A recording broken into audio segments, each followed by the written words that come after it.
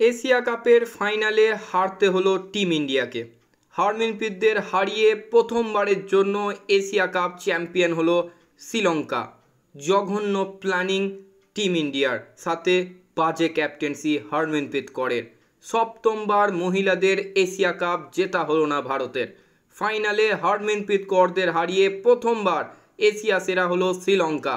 অসাধারণ চামারিয়া আতাপাত্তু, টুর্নামেন্টের সেরা তিনি।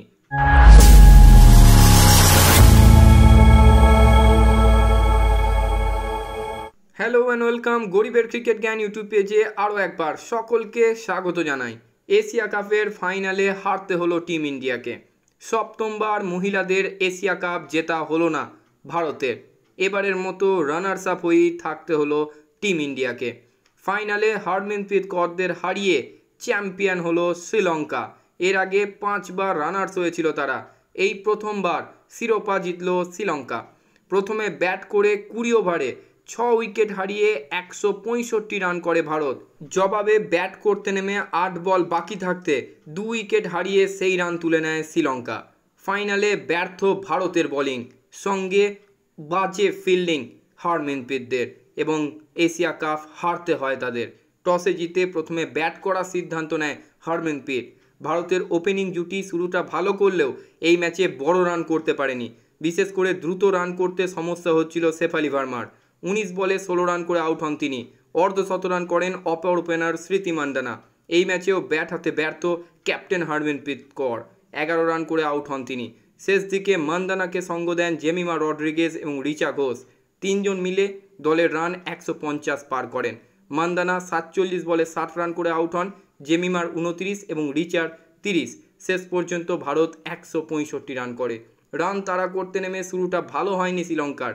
দ্বিতীয় ওভারই আউট হন গুণরত্নে। দলের ইনিংস টানেন সেই চামারিয়া আতাপাত্তু। শ্রীলঙ্কার অধিনায়ক আরও একটা অর্ধশতরানের ইনিংস খেললেন। তাকে সঙ্গ দিলেন হর্ষিতা সামারাবিক্রমা। দুজনের মধ্যে 87 রানের জুটি হয়।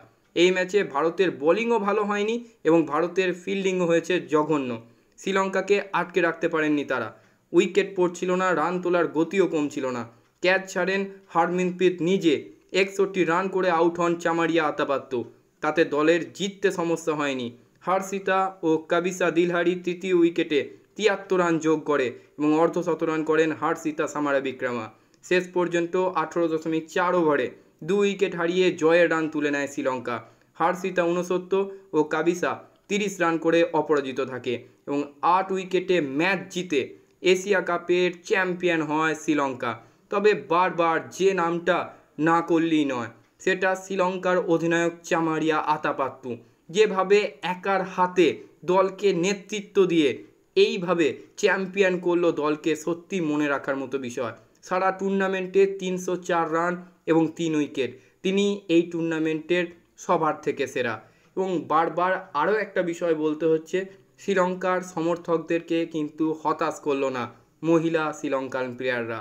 তারা প্রথমবারের জন্য এশিয়া কাপের স্বাদ পেল। তবে ভারতকে যদি এই ম্যাচ হারের কারণ খুঁজতে হয়, আমার সব থেকে বড় পয়েন্ট যেটা মনে হয়েছে সেটা জঘন্য ক্যাপ্টেন্সি এবং দল সিলেকশন হারমিনপ্রীত কৌরের। যেখানে মহিলাদের ক্রিকেটে একজন স্পিনার খুবই গুরুত্বপূর্ণ, সেখানে আশা শোভানাকে ম্যাচের বাইরে রাখাটা সব থেকে বড় ভুল হয়েছে। তার সাথে নিজের অফ ফর্মে থাকা এবং জঘন্য ফিল্ডিং ভারতকে কিন্তু ম্যাচ হারিয়েছে। আমি আবারও বলছি, বাজে ফিল্ডিং এবং দল নির্বাচন এই হারের প্রধান কারণ। আজকের মতো ভিডিও এই পর্যন্তই। সকলে খুব ভালো থাকুন, সুস্থ থাকুন এবং ক্রিকেট সংক্রান্ত যাবতীয় আপডেটের জন্য আমার গরিবের ক্রিকেট জ্ঞান ইউটিউব চ্যানেলটিকে সাবস্ক্রাইব করে আমার পাশে থাকুন।